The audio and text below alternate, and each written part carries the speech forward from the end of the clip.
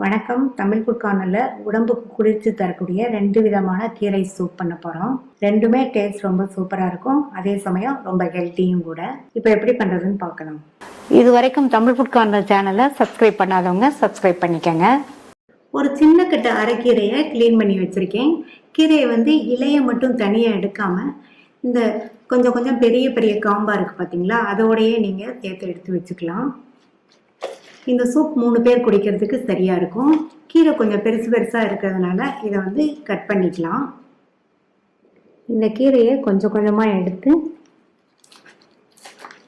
இந்த மாதிரி கட் பண்ணிக்கலாம்.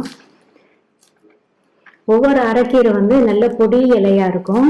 அந்த மாதிரி கீரையாக இருந்ததுன்னா நம்ம கட் பண்ண வேண்டியதில்லை. இது கொஞ்சம் பெரிய பெரிய இலையாக இருக்கிறதுனால இதை லைட்டாக இந்த மாதிரி கட் பண்ணி சூப் செய்யலாம். இந்த சூப் பண்ணுறதுக்கு 1 டேபிள் ஸ்பூன் பாசிப்பருப்பை அரை மணி நேரமாக ஊற வச்சுருக்கேன். இந்த மாதிரி பாசிப்பருப்பை ஊற வச்சு பண்ணலாம்.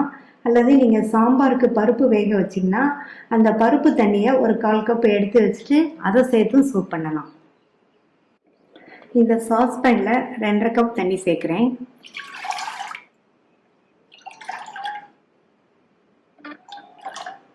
இந்த தண்ணி நல்லா கொதிச்சு வரட்டும். இந்த மிக்ஸி ஜாரில் 1 டீஸ்பூன் சீரகம், 10-12 சின்ன வெங்காயம், ஒரு சின்ன பீஸ் பச்சை மிளகாய் சேர்க்குறேன். நம்ம மிளகுத்தூள் சேர்க்கறதுனால இந்த அளவு போதும். ஃப்ளேவருக்காக தான் இந்த அளவு சேர்க்குறோம். இது கூட 5-6 பல் பூண்டு தோலோடையே சேர்த்துக்கோங்க. இதை நைஸாக அரைக்கக்கூடாது, 1-2 அரைப்படுற மாதிரி அரைச்சிக்கலாம். மிக்ஸியை ஸ்பீடாக ஓட விடாமல் பல்ஸில் ஒரே ஒரு தடவை போட்டாலே இந்த மாதிரி 1-2 அரைப்பட்டுரும். இந்த மாதிரி 1-2 அரைப்பட்டு நம்ம சூப் செஞ்சோம்னா சூப்பு நல்லா வாசனையாகவும் டேஸ்டாகவும் இருக்கும். தண்ணி நல்லா கொதிக்கும் போது நம்ம ஊற வச்ச பாசிப்பருப்பை இதில் சேர்த்துட்டு 3-4 நிமிஷத்துக்கு வேக விடுங்க. கூடவே கொஞ்சம் மஞ்சள் தூளும் சேர்க்குறேன். ஃபர்ஸ்ட் பருப்பை 4 நிமிஷத்துக்கு வேக வச்சுட்டு அதுக்கப்புறமா கீரையை சேர்த்தோம்னா கீரையோட வெந்து வரும்போது பருப்பு நம்மளுக்கு நல்லா சாஃப்டா வெந்துடும். சூப்புக்கு கொஞ்சமா பருப்பு சேர்க்கறது நல்ல ஒரு டேஸ்டும் கொடுக்கும், ஹெல்த்தியாகவும் இருக்கும். பருப்பு 4 நிமிஷம் வெந்துருச்சு. அடுத்து கட் பண்ணி வச்ச கீரையை சேர்க்கிறேன். இது கூட பொடியா கட் பண்ண ஒரு மீடியம் சைஸ் தக்காளி.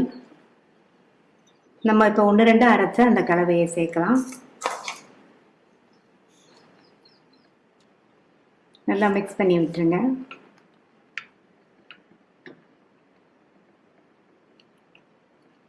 இது 5-6 நிமிஷத்துக்கு வேகட்டும். கீரையோட கலர் மாறக்கூடாது, அப்பதான் சூப்போட சுவையும் நல்லா இருக்கும். இடையில இந்த மாதிரி மிக்ஸ் பண்ணி விடுங்க.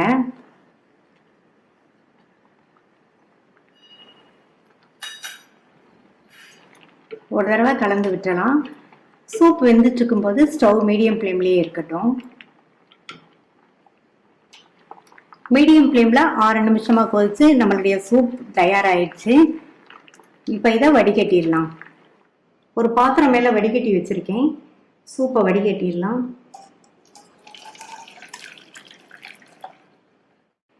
நல்லா இது மாதிரி ப்ரெஸ் பண்ணி விடுங்க. வடிகட்டிட்டு இந்த சூப்புக்கு தேவையான அளவு உப்பு, கடைசியில் தான் உப்பு சேர்க்கணும். தேவையான அளவு மிளகுத்தூள் சேர்த்துக்கங்க.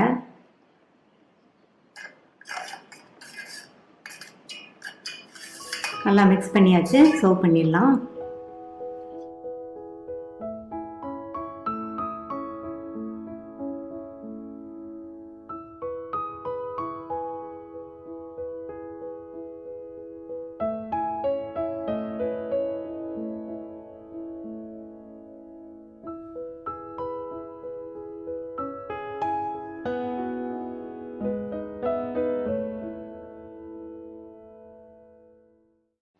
மணத்தக்காளி கீரை சூப் பண்ண போகிறோம்.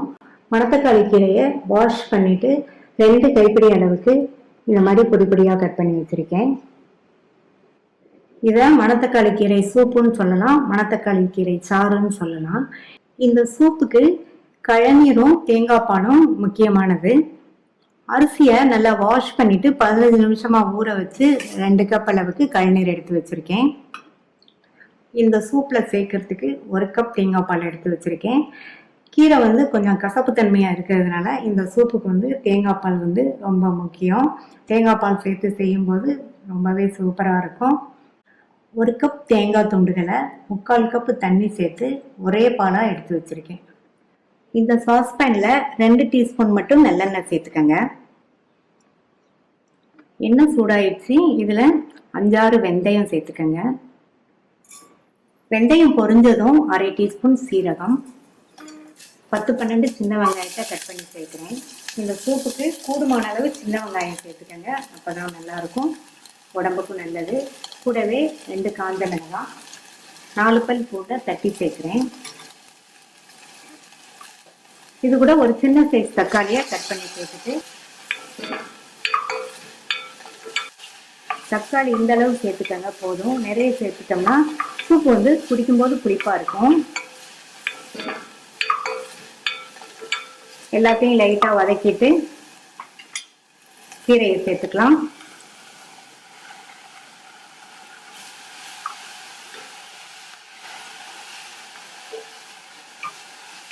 இதை லைட்டாக ஒரு வதக்கு மட்டும் வதக்கிக்கங்க போதும். இதில் கழநீரை சேர்க்குறேன்.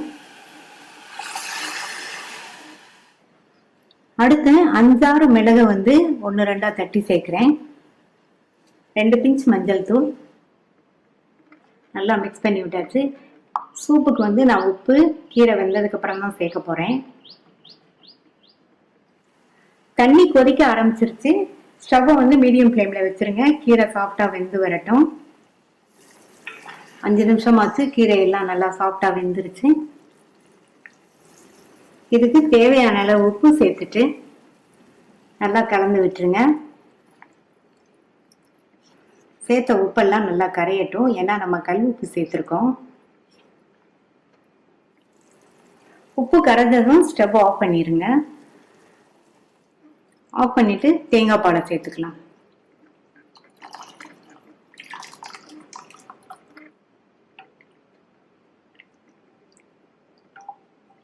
ஹெல்த்தியான டேஸ்டான மணத்தக்காளி கீரை சூப் ரெடி ஆயிடுச்சு. இது சூப் மாதிரியும் குடிக்கிறதுக்கு நல்லா இருக்கும். சூடான சாதத்தில் விட்டு சாப்பிட்றதுக்குமே ரொம்பவே சூப்பராக இருக்கும்.